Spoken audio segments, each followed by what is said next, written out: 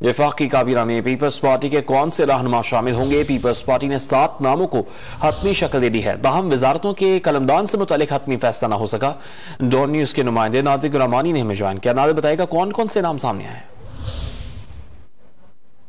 हाल जो नाम है मुस्लिम लीग नून और जो इत्तेहादी जमातें और पीपल्स पार्टी जिसमें शामिल है, उस नामों पर ताहाल हतमी फैसला नहीं हो सका।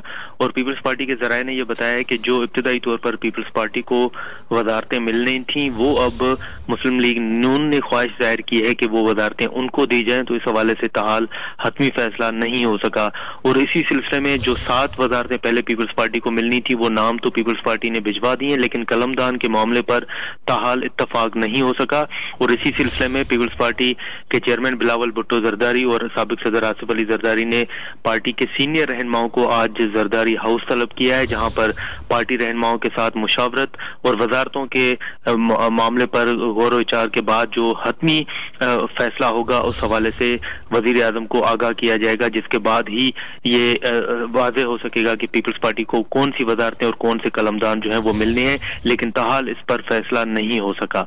जी बहुत शुक्रिया नादिर।